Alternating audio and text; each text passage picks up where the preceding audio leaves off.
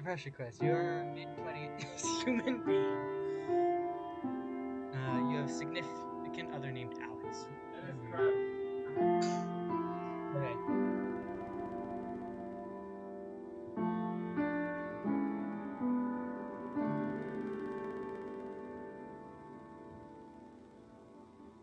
Let me see. Rather fun. I love the dichotomy. Chaotic chaos and depression quest. You have been seeing these over the past few months. The rest of your social circle consists of many friends and others.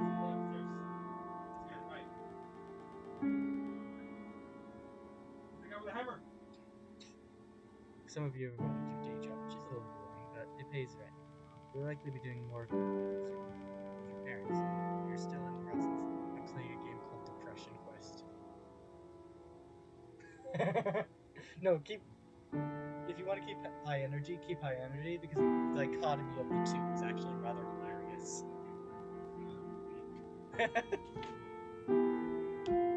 But you're still in the process of figuring it out. Tell them I'm playing Depression Quest.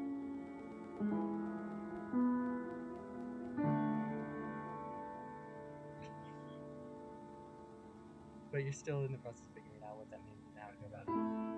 You're also dealing with motivational issues, as sometimes dealing with these things doesn't. Yeah. Depression do be like this. You feel like this is probably your fault, and on bad days you feel like you're angry and down on yourself for being lazy, but you're not quite sure how you break out of it, or how other people deal with these feelings, and it seems so very functional. Spend a lot of nights fixating on thinking about this, but never seem to do anything other than lose sleep. Yeah. Also, if any of you are experiencing depression, I kind of want this stream to at least be somewhat supportive, if a bit chaotic.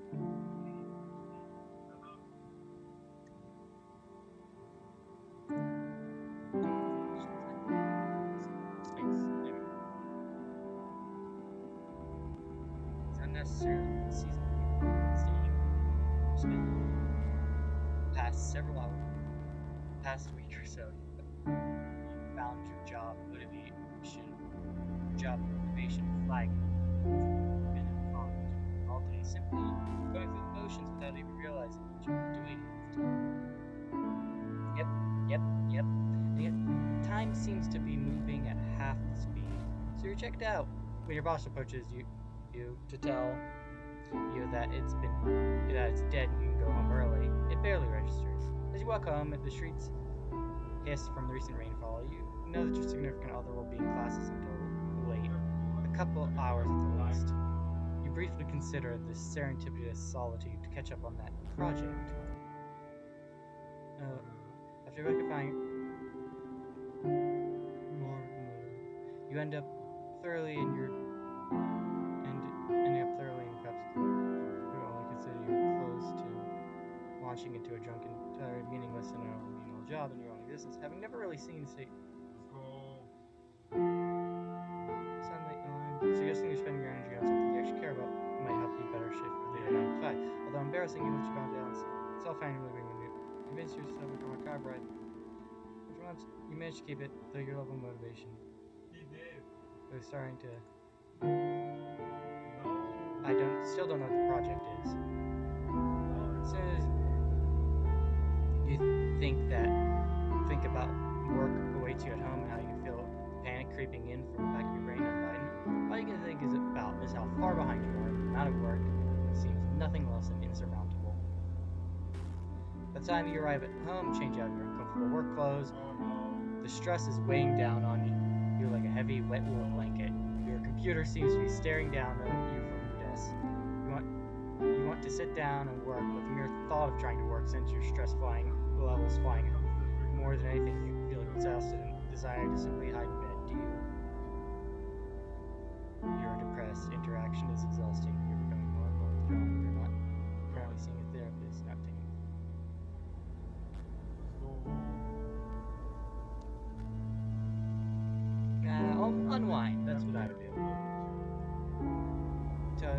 don't sit on the again. You turn the TV on, go to the channel tune. After a few cycles, you realize that there's nothing really more thumbtailiness and absent-mindedly killing time.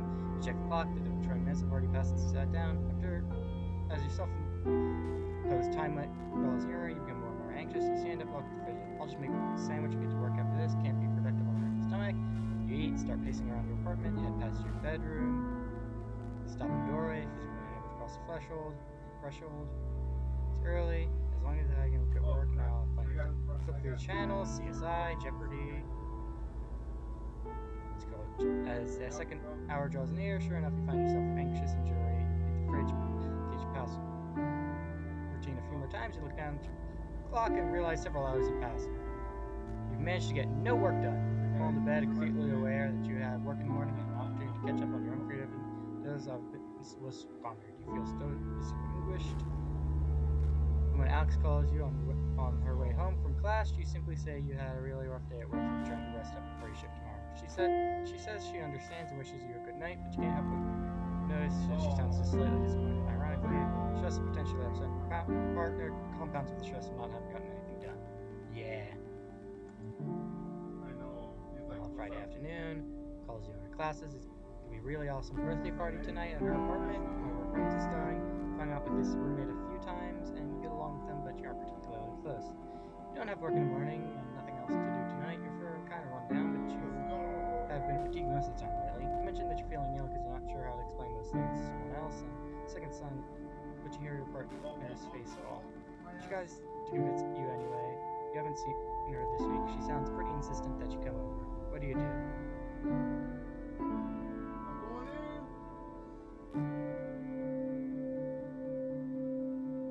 Agreed to go. They have a sword.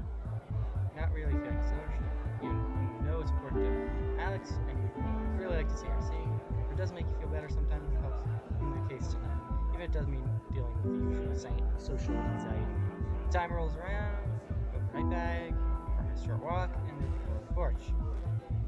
Partner immediately lightens up. I'm so happy you came. I wasn't sure you would. A young man taps her on the shoulder. She goes back to apologizing, but you know they have to do something for the party. Alex hands you a beer and plants a kiss on your cheek before going on to do it. My ass. I didn't know.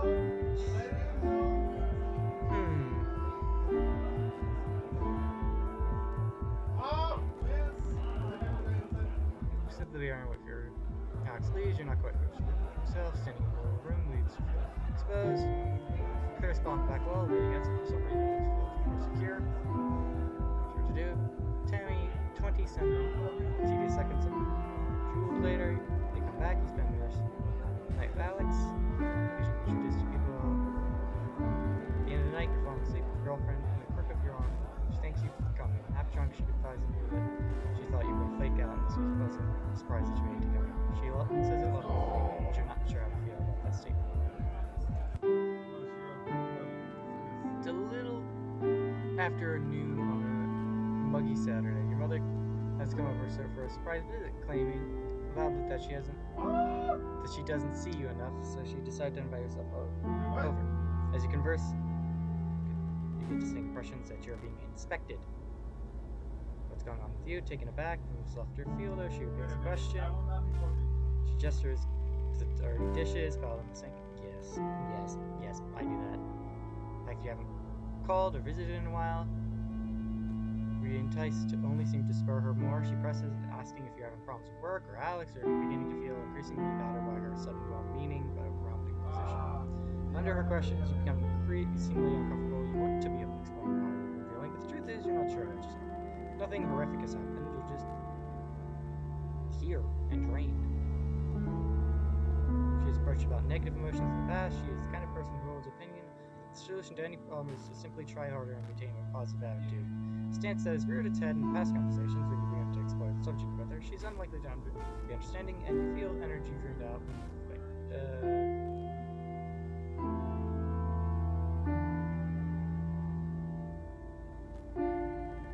change the subject. Are you okay? It's a question of finding thought. Which one you would have spilled your guts to correctly describe, which would be almost impossible to perform at the moment. Even if you managed to, you'd have to fight through your self-loathing long enough to keep talking, despite having everything you're saying amount to simple belly aching. If somehow that power flew that as well, you'd have to live truly exposed and have to put your life permanent. More importantly, despite your mother's best intentions, she is quite likely the worst possible person to wade through all this bullshit. You evade the question, pretending you have received a text message. When you pretend though you're finished reading it, you change the subject back to one mother is interested in. She takes the bait. Lingers till she leaves later. If you talk to someone who is more sympathetic to tell you not positive. Lazy Sunday, idly clicking, Sam, coworker, typically you only talk to him on the phone, so it's slightly awkward. You're in anticipation of him to ask on short notice when he veers the conversation completely different direction. How do you feel about cats? Mine had kittens a few weeks ago, and I'm having an awfully hard time finding a home for the last one later. You don't have any pets, right? Take a moment to process this information. You're caught off guard as he begins to earnestly try to sell you the idea of taking the last kitten off his hands. It's not something you've really specifically considered before, but he seems fairly insistent. She's a sweetheart, loves people, she got her shots already taken care of, she's as healthy as a horse, and right over by your place. Your apartment, picture a cat, tries to tell you how cute she is, tell him that this is kind of son, you don't have anything for the kitten set up. But don't worry about that. I'll give her a litter box, food, and since you've been really helping me out with a fix, it's at least I can do. You feel like you're being guilt tripped, but decide that it can take some serious consideration. It does get off the apartment, and thus empty a cat around. However, you've been feeling so down, it might not be a good idea to cat, even if there are low hands. Never mind. Cat. I love cats. Accept the offer. We have kitten. We have achieved cat. Accept the offer and hang up shortly after making arrangements when your coworker drops her off. After hanging up, you suddenly worry about taking all the responsibility of the cat. You don't want them to suffer. You're not entirely sure what to expect. Then you're trying to think of a name. That evening rolls around, and when you made it entirely too hard, you take possession of a small, terrified black and white kitten in a carrier, along with everything you need to start taking care of her. You take her into your bathroom, close the door, open the door, and the carrier excited. She cowers in the back of it, and you back off. Feeling slightly defeated, you remember that you researched on introducing a kitten to a new home, and leave her alone to go mess around on your computer, hopefully checking your shoulder every once in a while to see if she has come out yet. She hides in her carrier periodically, making sorrowful cat howls long enough for you to start worrying that she doesn't like you. But by the time you go to bed, she's curled up on the foot of it, eyeing you nervously before falling asleep. We have achieved cat. You gain her trust, and she slowly becomes affectionate around you, sleeping on you and hopping on you anytime you sit down to do some work. Cat. Friday night, quitting time. Right day clears, giving round. Time for evening, your coworkers all around you, anxiously making plans for their evenings and weekends, but you're already looking forward to just going home and resting after what's turned out to be a very long, taxing work week. Just before the end of your shift, you get a call from Alex. It seems a group of mutual friends are heading to a nearby pub for dinner and drinks to celebrate the end of the week. They want to know if you'd come along. You tentatively tell her that you're emotionally exhausted from the work week, social outing. You encourage her to go have a good time, even though it's been a while since she's gone out with friends, but the effort feels futile since you know she's going to go without you. After a couple hours, you find yourself in a familiar position. You are on the couch, watching comedy shows on Netflix, a box open on the coffee table with you, as across the couch at her. You feel anxious, you feel bad about effectively forcing the two of you to stay in tonight. Again, you're always appreciative of partner's efforts to take your feelings into account and make sure you're fully comfortable. You sincerely hold her back. While she does seem to enjoy spending time with you, as the two of you sit comfortably, almost content silence, watching old shows you've each seen 2 or 3 times before, you ever feel that your relationship becoming one-sided weighs more and more heavy. You could feel more than burden or war to her. It's virtually impossible to see the value you could possibly offer in return. Worst of all, nagging fear as you feel more self-conscious than ever, withdrawing ever inwards, and you start to pull away from even Alex itself. Well, You need to ask. Communication.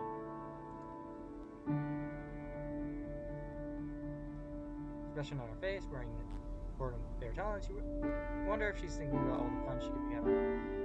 The sense of importance creeps over and you picture. I know this could be a pretty boring Friday for you. Are you really happy being with me, being like this? She turns around, forehead wrinkled. Why do you ask me that so often? You feel her body stiffen and pull away from you. I mean, you start to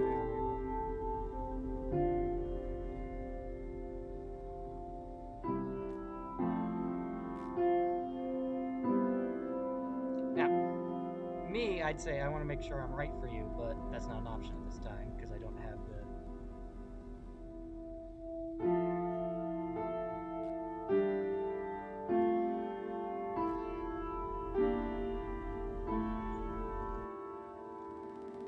Look, if that were the case, I would let you know. I don't think you're boring. You're more of a homebody than I am. I'm learning how to deal with it. Deal with it, you think? Repeating in your head. Does she really have a problem that you dealt with? That you were holding her back, thinking the phrase was taken without more deliberation? Picture how fun it would be if you only accepted the invitation and managed to somehow get over your reservations and anxieties, despite not knowing how you would deal with it. Thanks for putting up with me, you say, staring at the TV without actually watching it. She sighs in response. It's a breezy Sunday.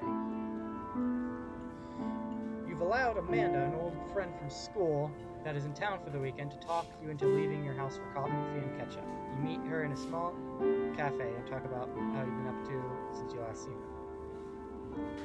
And you can't help but feel like they're a lot more accomplished and interesting than you while listening to them about their life after school. It's your turn to brief them on your activities, and you feel anxious and ashamed to give a very abbreviated version. You try to talk about your job as little as possible.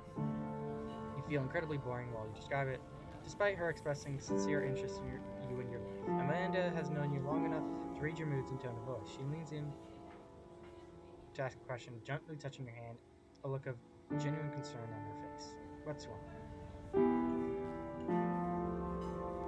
Notice that your hands are shaking. It's such a small question, but it feels like a blow to the gut. You surprise yourself when you realize that your tightly clenched fists are now beginning to shake slightly. Despite your best efforts, you feel tears beginning to sting your eyes. Try to disguise it by tilting your head up and praying that they'll suck back in. She suggests that the two of you get out of there and feel mortified. She offers to go back to your apartment with you, but the two of you end up talking in her car for 2 hours as the words just pour from the floor from you. Amanda seemed unsure of what to say at times, but she listens and rubs your backs as you sob and talk.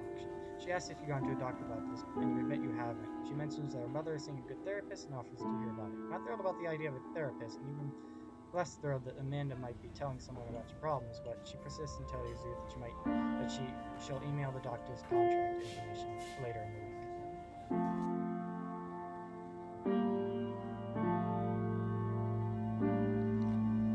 It's glaring sunny Monday, and one of the few days that your brother Malcolm is in town, free and long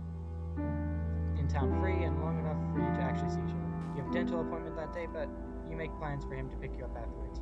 Your appointment takes a little longer than expected because your dentist tells you that you started grinding your teeth in your sleep to a warning degree. Given how nearly everything in your life has been feeling enormously stressful lately, it doesn't come to you as a surprise to you. He suggests to try to reduce your stress levels and fits you for a night guard. It feels awkward and too big for your mouth, and it feels embarrassing to look puffed in the face of the mirror. You finish up the appointment in a hurry, and your brother is there. You finish up as quickly as possible and leave the building to scan the parking lot for your brother's car, but you don't see his old Civic anyway. You pass by a blue Camaro and jump as it beeps at you, causing you to jump in surprise. Take a moment for you to realize, but it's Malcolm in the driver's seat. You hop in his passenger seat, complimenting him on his new ride and how much it's from his promotion.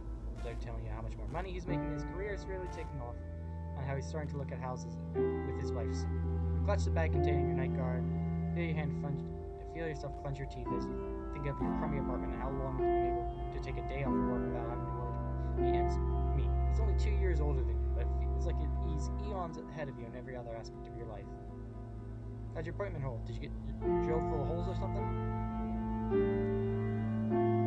How about your I tend to overshare, so that seems to work for me.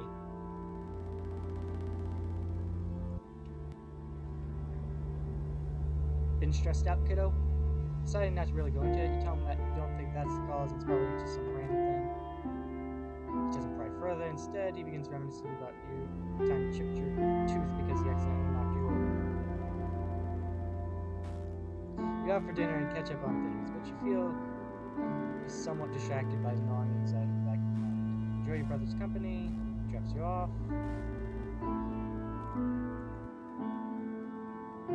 Dry Sunday. Grab your coffee and scoot to your kitten. Yay, kitten! And despite her protests to sit down at your desk, check your email. New message pops in your inbox almost as soon as you do. It's from Amanda. You remember you're reading in the cafe and bring up your fancy. Hey buddy, body. Sorry, it's been a few weeks. I meant to get to you sooner, but it took a while for me to get a hold of the folks back home. Dad told me to say hi, by the way. Anyway, I hope you aren't insulted by asking my mom for the number of the therapist. Don't worry, I'll tell her who it's for. I think she worried about me though. Ha ha ha. Here's the number. Good office. If you're worried about money, don't be. They're one of the few that has a really good sliding scale fee system and won't charge you on what you can't afford. Hope you're feeling better. It's still early enough that you can call and make an appointment today. Kitten curls in your lap.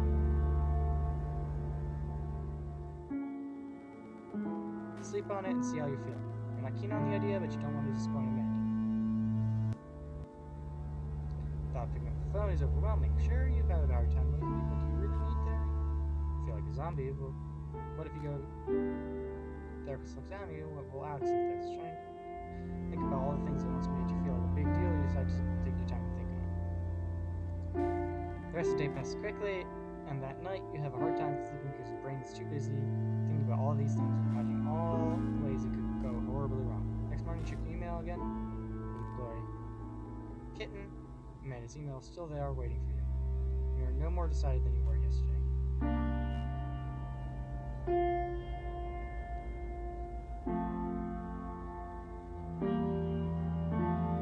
Call. Read the email several times before you call. Reach your phone before you realize what's happening. You're listening to the therapist's line. Before you hear yourself hang up, you're listening to the slightly clinical but not unpleasant voice of the receptionist. I'd like to make an appointment. The conversation is quick and nearly not as unpleasant as you were fearing. And quick, then you can say Freudian slip, you scheduled an appointment. Help, I've accidentally built a bookcase. Kind of level of thing. Before you even realize, appointment day rolls around.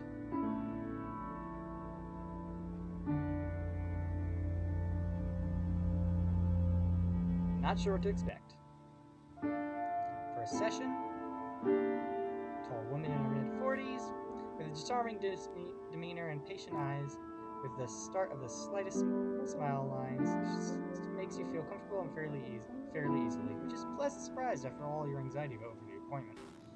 As you leave, you make a second appointment. You're still skeptical about this, but figure you might as well see where this goes. The hardest part, it seems, was taking the first step. You're still not sure if and how you're going to tell your family or your partner, but you figure that you deal with it when the time comes.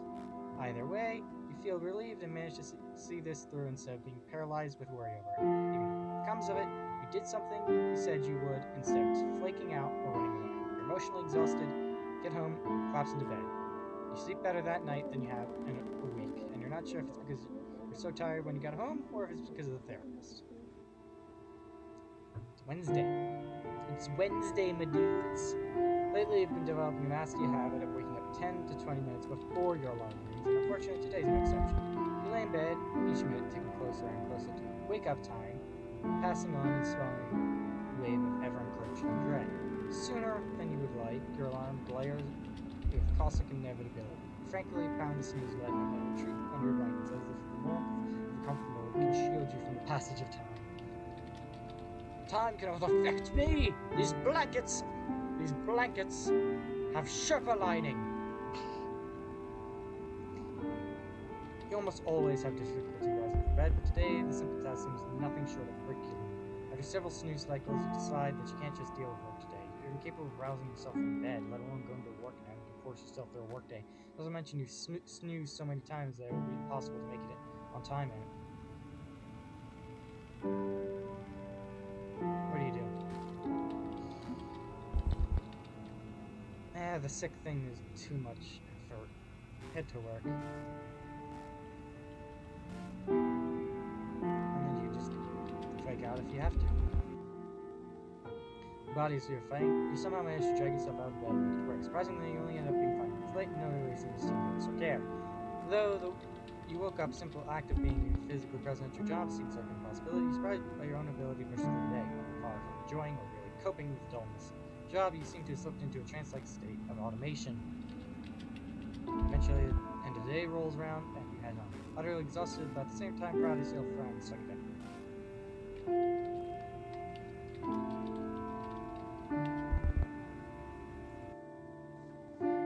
It's 2 a.m. on a Sunday, and you have work in the morning. You roll over and see the sick glow of a time display on the LED clock let out an exasperated sigh. You've been trying to sleep for 3 hours to no avail. Every time you head its pillar overrain, anxious thoughts, worries at your job, you're unable to shake them. Wondering if to do's, your eyes won't stay shut. Your mind races through unimaginable things. Thoughts run too fast for you to come to a satisfying conclusion. Your room is completely silent, but the silence is giving way to a loud, static noise rattling around in your head. You have work in a mere 8 hours, and you know that your work is so much worse with only a few hours away.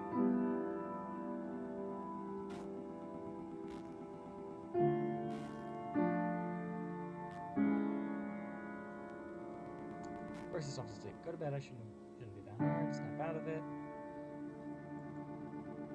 Okay, you get out of bed and head to your desk. Laying in bed is nothing to keep you company. You feel like you're going insane. Harshness of light from the screen makes you squint as you turn it on, despite how often you find yourself in the exact situation. You've been so many nights. As you begin reading a new story, I am you. Yeah, I can't sleep again. Thinking too much. Thinking. Too much again thinking. You guessed it. I'll talk about it. I've been talking with Attic for quite some time about how you've been feeling. He's always easy to talk to about personal matters, and the added security of talking online helps. Being able to rethink what you say as you type it and check it before you send it helps gather your thoughts, and you find it less intimidating in a way to type it all out in prompt than say it aloud. Don't want to be the guy who diagnosed, but because of it. It sounds like you have depression. Like you should get like an action plan. Pause.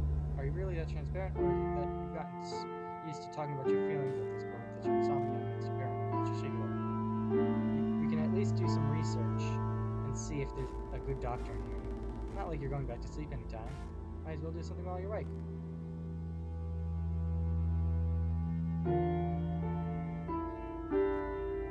I actually have talked about something. Oh, okay, I'm glad you're taking that step. I hear it's not easy. I know people kind of suck at understanding this sort of stuff sometimes, but there's nothing wrong with having depression. You wouldn't be ashamed about having bronchitis or something, so there's no reason to be ashamed if it's your brain that's sick.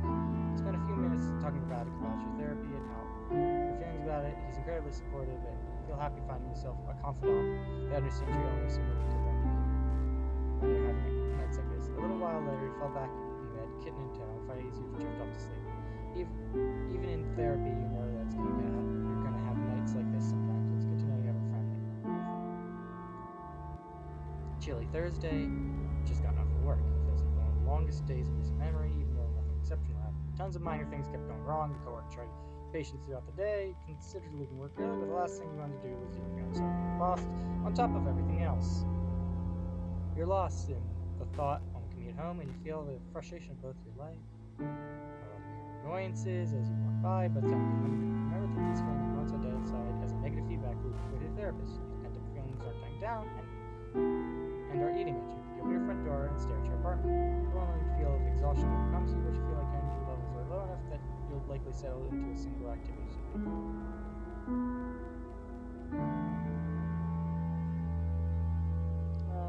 Distraction's good every once in a while, but seems like they've been doing too much distracting, so reach out.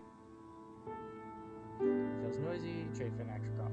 The therapist did say that it's important to reach out to your support network. You might as well give it a shot.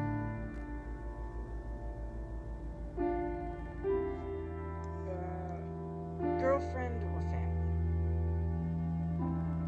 Girlfriend. Picks up after 2 rings.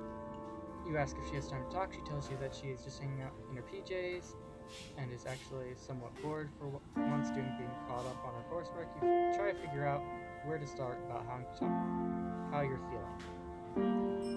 And you're overcome with missing her face. You ask her if she feels like grabbing some dinner, and you notice your barely contained surprise and delight on the way out. You meet her half an hour later in an inexpensive diner not far from your apartment. While the food is not great, you're surprised by how much your mood seems to have elevated just by being in her company. At first, you were extremely hesitant to talk about your job situation for fear of being burdensome or something like the wine, and you see that she's looking intently to you with what even seems to be genuine concern. After winding down with a beer, you cautiously open up a little bit more about your feelings surrounding your job and how drained it leaves you feeling. I feel like you're simply exhausted, selling the days of your life for no real purpose. Yeah. You surprise yourself even by talking about how frustrating this time you feel by your job and how you feel passionately about things, but like all your energy can put us to these objectives being leached out of you each day from you can't remember how long it's been since you externalized your own mission. 2 of you spend several hours in that diner booth. Long after your half-eaten food has cleared and the waitress stopped refilling your coffee cups, as you get up to leave, sudden waves of self-consciousness washes over you and suddenly feel incredibly awkward that Alex stands up and grabs you tightly around your waist. You realize that short of boring for her, with your seemingly endless rant, she's simply happy to have gotten a chance to spend real time with you.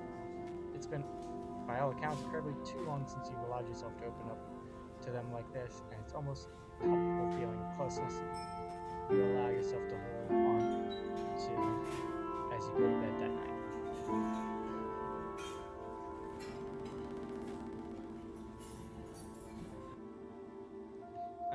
It's Wednesday, type of afternoon, though faith activity made effort to preserve it. Mondays. Sitting on the couch, mild surprise, she begins the session by breaking her characteristics. Therapist Science begins speaking up right away. I want to start by saying I think it's great you decided to come see me. It's an incredibly important first step. She begins. I want to take some time with you to look at the possibility of supplementing or substituting your treatment with medication. The mentioning of medication makes your ears perk up and feel like your heart's racing. Many people find adding of drugs to their treatment to be helpful, and some even prefer drugs, completely eliminating the need to visit a therapist at all, providing that you rely on your support network and still reaching out to people. I'd prefer if we kept talking, but should you choose to start medication so that I can monitor your progress and adjust as needed, but the choice is ultimately yours. I just wanted to run the option by you to gauge what your thoughts on the matter would be.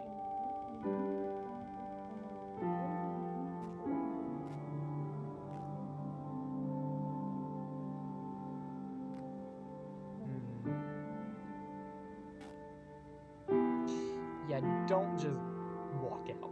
Yeah, try something. It's strange to think that recently none of this sort of thing was on your radar. Make a decision about it. You're both skeptical and nervous over the initial thought. Still, over the years, you've done enough entry-level reading on the subject that if it doesn't help, at least probably won't hurt, right? For an intense and protracted period of time, you just bite below it. Try medication. It's Wednesday evening. You're visiting your parents' house for a holiday. It's one of a handful of times during the year you drive out to visit your own hometown. You've seen random people that you've gone to high school with around town. Whenever convicted of them, the usual short versions of what you've done since graduating or exchange you've gone through each day, and you're very aware of how much you feel you haven't accomplished. When you were in high school, you had much larger plans, and you feel like you failed to manifest these. If you haven't managed to do it, you've lost interest in what you thought you were wanting to do growing up. Now you're not really sure what to do. You feel like you're lacking ambition to try to figure it out. Everyone's you've caught up with seems much happier. Seems like life's all figured out. Brother Malcolm arrives with his wife in tow shortly before you sit down to dinner. He's been traveling with his job recently, and you haven't seen him since the day you picked you up from his dentist. Your parents haven't seen him since before then. During dinner, they all catch up, and Malcolm talks about the amazing things he's done with the road. same old. Your mother makes a face. Oh, nothing new. How long are you planning on staying with jobs?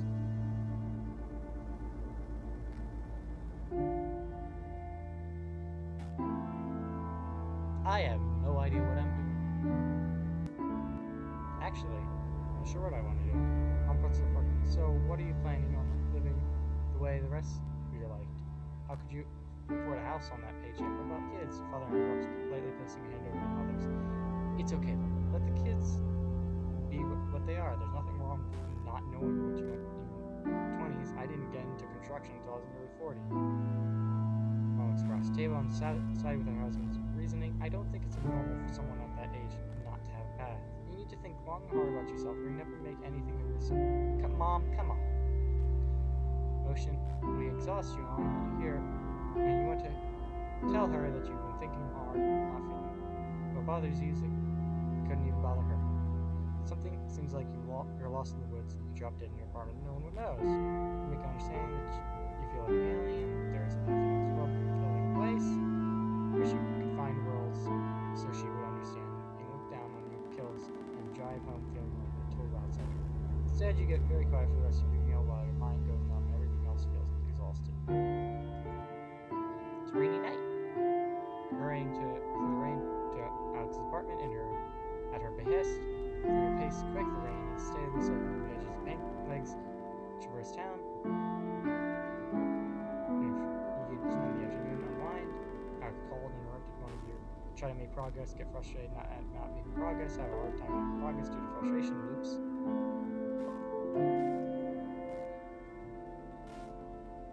You knock on her door. Third knock, her voice calls further in the apartment. You come down. She crosses the threshold, dripping.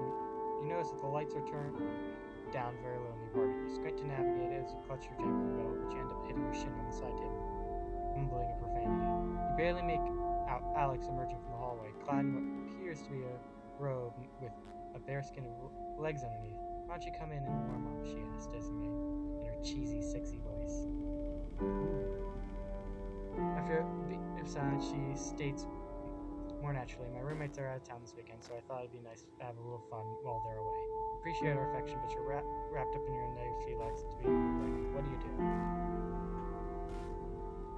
Unwind.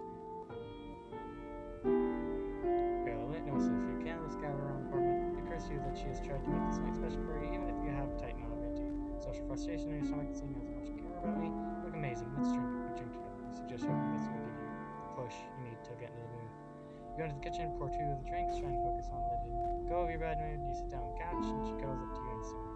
What should we toast to? She asks as she takes a drink. Think for a moment, passing the cheesy to us option, and you say what's on your mind, letting go of your bad day. To tonight. Cheers, you ask her about her day. Conversation turns to quotations. The two of you find yourselves in the bedroom shortly after. You find that you're having trouble getting into things physically with her, and you remember that diminished arousal is a possible side effect of your medication. You hope that you aren't part of the population that you're hoping you would be part of the population that would be affected by it, but it seems like this was not the case. However, you still enjoy the closeness with Alex and fall asleep happily. Winter evening. Even though it's not particularly late, the time of year has left the sky an almost premature dark cast. You trudge home from your job, having increasingly come home to hate on this day. Your job misery seems to have reached most critical of masses. Collapse on your couch, blank and numb, while your job always seems to be an unpleasant reality of existence. It was a position you fell into unexpectedly. Never intended to work there long term, and it's getting harder and harder to keep it up. While certainly not your dream job, you've always sort of stuck it out of necessity, but it's becoming increasingly difficult to do that. Though you couldn't even begin to imagine what else you could do, find yourself face to face with that question. You can't ignore it. Your complacency is worth the price of this misery.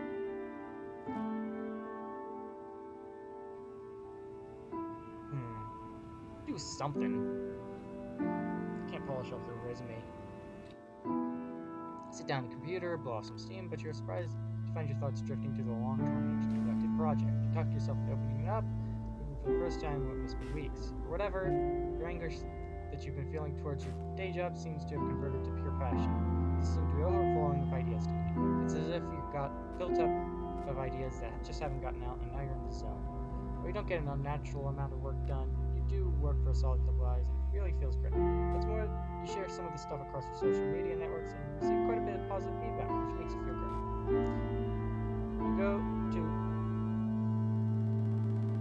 When you go top bed, typo, that night, you tell yourself, hey, your job may suck, but at least you've got something you really care about that you can put effort into, and you feel really good about yourself. In fact, as you fell asleep, you barely even remember your workday.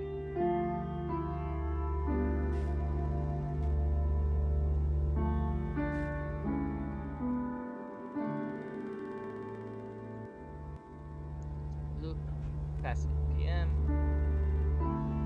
How the fuck am I gonna do this? Oh, that's a mood.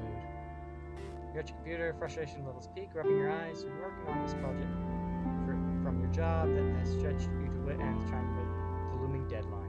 As it looks closer and closer, seriously doubting your ability to get it done. You're dragging your feet a little at work due to your complete lack of energy lately, in spite of wanting to do a good job. You find yourself unable to push past, and you feel horribly useless.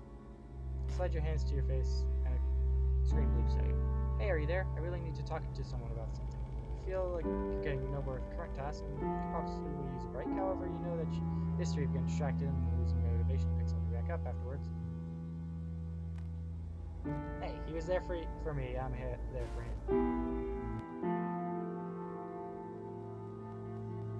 Oh shit. Two of you talk for a long time, shoulder to your friend, give him space to rant, to cry. It's important to be able to voice the turmoil. You give him full attention and talk him through what his options are and what he needs to do next. You keep him from doing something rash, and the two of you decide it's best for him to sleep on it before doing anything. Exhausted, he departs for bed and thanks you for being there to talk to him. As you close the IM window, you feel sorry for your friend, but happy you were able to help. So there's this tangible reminder that you are capable of being useful to someone instead of solely being a mess that everyone else needs help. You boot up your work project and find that you're suddenly able to get some solid progress on it that night.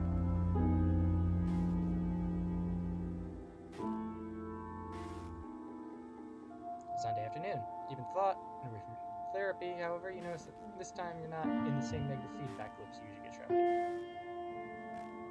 When being this introspective, you realize that although you still have your bad days, your lows aren't quite as low as they used to be. Antidepressant bottles roll across the dashboard, you take a left turn. You've been on this medication for quite a while. After a period of trying to take different kinds, you still have minor side effects, but overall not noticeable in your life. It feels like your life has generally changed for the better recently. And if you begin to wonder if you need them anymore, you don't feel as much depressed anymore. A lot less these days. Maybe it's time to stop taking these. I seem not to really need them anymore. What should you do? Don't ever just stop. You need to consult your doctor when you're doing that shit. Continue taking your meds. You realize that you can't be sure of the general life changes that you made. You're feeling better, or it's just a sign of your medication is working. You decide to against your discounting meds. It's not really a lesson you've learned to take the hard way, and the side effects are particularly kind or negligible. Next time you see her, you tell her about this. She informs you that this is a common train of thought that people have begun using medication to help manage their depression effects. And she managed to dodge a bullet because it generally ends poorly. Yeah. Yes, talk to your doctor before your medication. This has been a public service announcement. So get another sleepless Thursday night. You're at Alex's apartment, wide awake in bed, and she's sleeping peacefully beside you. She fell asleep hours ago, and you're unable to shut your brain up long enough to fall asleep. You've added the feelings of insecurity about your relationship to the rest of the noise in your head, keeping up tonight. There's a kind of tense night between you two. You arrived at a stressful day at work, as you eat dinner together, you barely said a word. You're stuck in your own head and don't time being present with her, and your thoughts turn to all these ways you can feel like you're a deficit and a good person and beat yourself up mentally for each one. She told you she could tell you were in one of those moods, and she said she wouldn't push you, but missed talking to you as the two of you sat together on the couch. You wanted to tell her how much you love her, but you couldn't make the words outright and ended up sounding defensive instead. As you lay there next to her now, you trace your fingers across her arm, just lightly enough not to wake her up. Someone explained your depression to her, or how you've seen a therapist, or that you didn't take medication. It starts to feel more and more like a secret you're keeping instead of something she simply doesn't know more apparent that it's impacting your relationship with her. Though guilty about it, you're also terrified of what exactly if you fucked up, she would leave you. You're already worried that she's only with you because... Yeah, I know. This is Depression Quest! So finally, she stirs in her sleep and squints her eyes open with the confusion that comes with waking up. She asks if you're awake and then if everything's okay. I wouldn't have woken her up to tell her, but... Hey, fates have decided. You're a jerk for accidentally waking her up, but you're afraid if you put this off any longer, you'll be find the strength to tell her later. She sits up, rubbing the sleep out of her eyes. For the rest of the night, you lay side by side, holding hands, as you tell her everything. You tell her how it's more than just a feeling sad sometimes, how you feel trapped in your mind sometimes, how sometimes you feel nothing at all, and how you can't shake it off. Tell her how you've started going to therapy, how you feel embarrassed about it, how it's working out for you. She listens the entire time, occasionally asking questions about how this or that works, or asking you to explain something further. She squeezes your hands and tells you that she understands that she's sad you didn't tell her sooner. After laying silent for a while, the weight of what you did hits you. You desperately want her to say something, to tell you how she's feeling about all this, but you're too afraid to ask what the answer might be. To ask. You start convincing yourself that she knows everything and she's going to leave. There's no way someone can deal with how you really are. So how can I help? What do you need me to do? She asks. You think for a second, but the answer comes up to fill you with despair. I honestly don't know. I wish I knew how to fix this, but I don't know that you can do anything. I think it's something I just have to live with.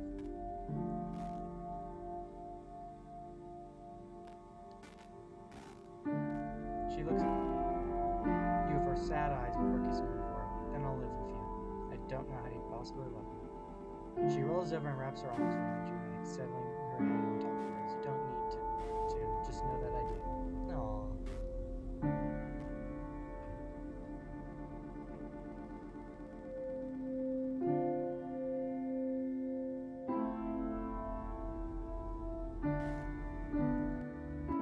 Friday night, laying across your bed feeling pathetic.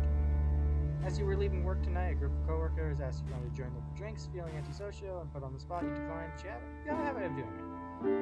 You're often so convinced that you are weird and terrible that any invitation fund of disappointment. You never feel like you know how to act in your balance. You feel like a total creep since it seems to come so naturally to anyone who isn't. You find yourself petrified. Now, however, you find yourself at home, your brain is beginning to tell you how pathetic and sad you are for being unable to just be a normal person and go out with people. You have to figure out why you can't just go and meet people and enjoy yourself. At the same time, you're feeling no one possibly want to hang out with you if they already know you because you're dull and weird anyway. You try your typical strategy and boot up Netflix to distract yourself from the feelings, but the frustration with yourself builds up and you realize you have to do something else for the night. Anything else to take your mind off how lonely and awkward you are. Okay. Play for cat, which is a solid option. Go somewhere alone. Drink. Self-medication is not a good idea. Call Alex at work. Attic has also been having a bad time, and oftentimes helping someone with their bad situation helps distract and make you feel better about yourself. He's indeed online.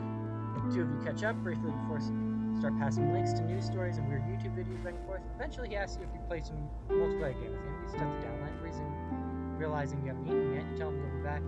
Time for the download to finish after you made yourself dinner. Out of the kitchen, you notice the time on your microwave. Several hours more than you had expected had passed, and you just realized, though it's not going out to the bar of people, you feel like this has taken the edge off your loneliness. Yes, exactly. Just because online friends are real friends. It's not going out and socializing, it's staying in, but it's still socializing. It's although you're not actually leaving your room, you are mentally leaving your room. You're in a different headspace when you socialize online. Especially if you play a multiplayer game with them, because that takes you into that world, a different place. Where and it's not the same space, although it actually is the same space. Found it easier with yourself while talking to him, and to do so face-to-face interactions. When you're down, you find yourself using this as another reason to feel like a loser. Although you could only make friends, it didn't have to deal with you in person. But you, for now, feel relieved to be around him. Fish making your sandwich, sit back at the computer, download is finished, waiting to start.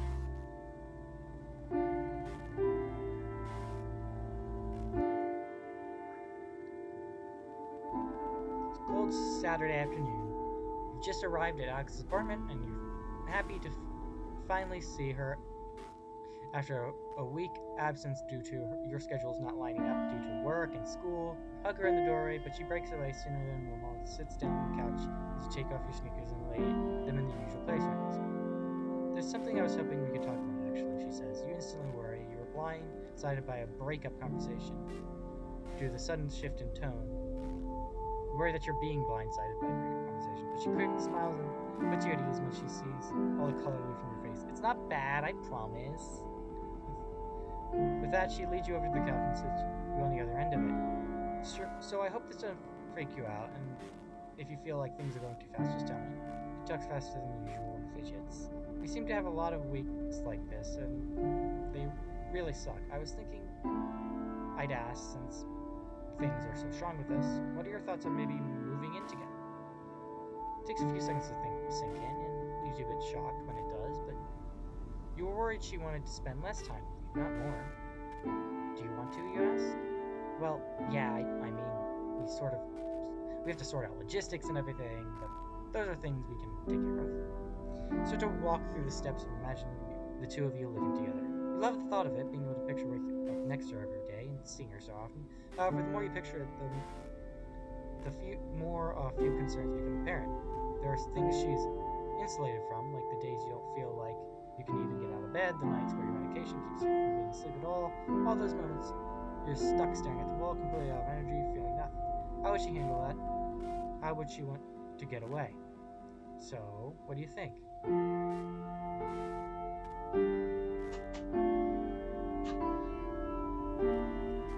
Well, deciding to move in regardless is dumb. Not telling her is dumb. So, tell her. Tell her you want to, but you have concerns, and discuss them. She wouldn't be able to deal with your day-to-day. Even though you've discussed your situation with her, you feel like she doesn't realize the depths of how bad it gets. Well, I'd like to, but I think it's best if we talk about it a bit more before committing to a decision. Although she seems a little defeated, you make it clear that you're not making excuses and actually mean that you want to talk. You reiterate a lot of what you told Alex that night. And although she gets a little defensive, she tells you she knows all that already. She confirms that she's going to help you sort through your issues. I feel like you forget I love you sometimes, and that there will be bad days, and I'd rather try to work through them with you. We can figure this out together. Her words sway you, and you can't help but hold her close. It's December. You return to your parents' house to celebrate the holidays with your family. Out of the living room window, you can see a gentle flurry of snow drifting to meet the pristine blanket of white from yesterday's unexpected Christmas Eve snowfall. You quietly laugh to yourself about how incredibly cliche it seems. Still, you sit at dinner, you can't help but notice how being surrounded by family and the overall kitschy atmosphere your mom's decorations have created have actually made you feel relaxed and almost comfortable. Your mom is running around frantically checking the oven, stockings, and just trying to family time it up, while your dad sits at the head of the table drinking a beer and laughing with your brother Malcolm. His wife Karen is there too, whom you've always gotten along with well, and your parents even agreed to let you bring your kitten along. She's been darting in and out of people's legs, hopping into people's laps all night. Oh, yes, kitty. You stop fully munch away at your turkey, listening to the conversations around you. Your thoughts drift back over the last few months. You think about how hard things have gone. You're playing it over in your head, some of the worst, as well as some of your best memories. And it seems like all of these things just came to a head over the past few months, with a sudden flurry of relationship turmoil, professional anxiety, social stress, and omnipresent sense of weight that seems you have just recently become aware of. You're drawn out of your reverie by your family, familiar booming laughs, as some cheesy comment Malcolm made seems to have hit its mark. Sitting at the table, you're suddenly immensely glad for the chance to be able to ignore everything for an evening and not have to struggle to try to explain yourself once. Fortunately, everyone seems to be content with laughing at each other's jokes, discussing favorite sports teams, and for a while you think that you'll be able to get through dinner without any embarrassing personal choosing. But no sooner did that thought cross your mind that the table's conversations trickle off, leaving a slightly awkward silence to descend upon the dinner. So how are you doing these days, you mom asks, pointing at you. It's a simple question, and you seem to have answered countless times recently. Take a moment to reflect your thoughts and take a deep breath. Well, you ever thought of yourself as a fighter, and even say so, it sounds hokey, but looking past 2 months, it really feels like you've endured immense struggle. There's something you didn't quite pride. You still hate your job, you find it unpleasant, but you've been surprised to find that going into work every day is no longer a monumental challenge.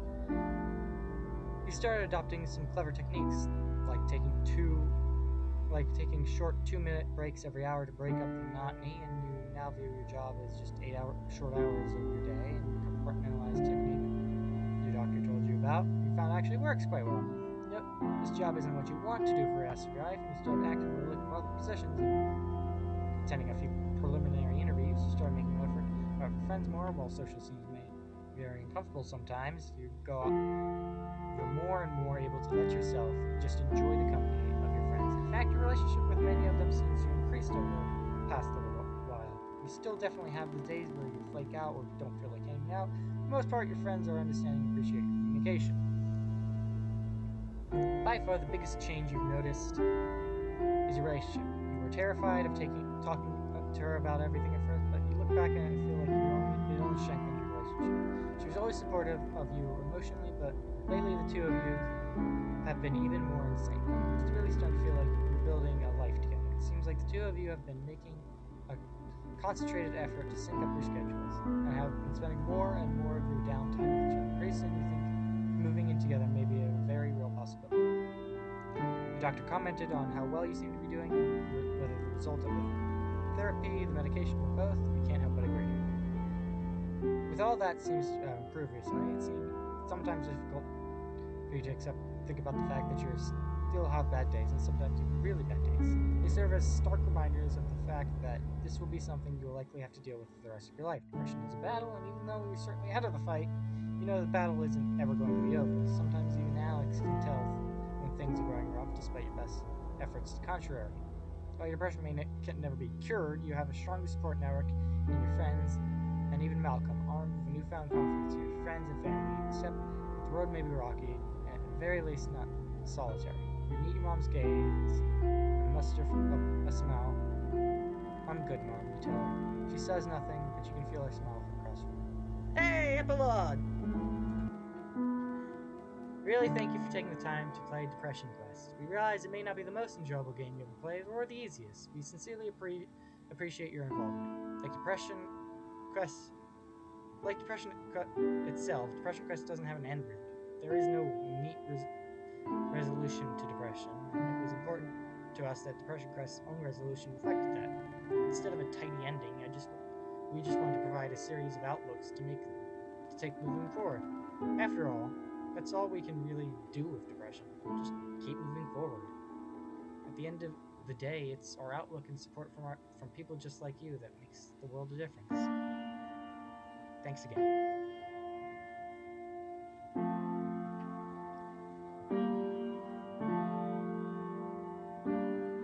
Yay!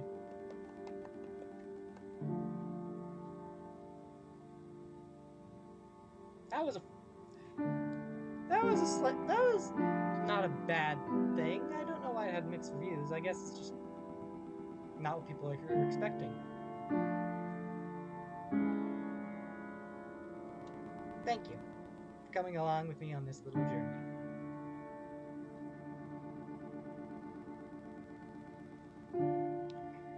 I'm gonna end it there, because, well, the game's over. But that was nice.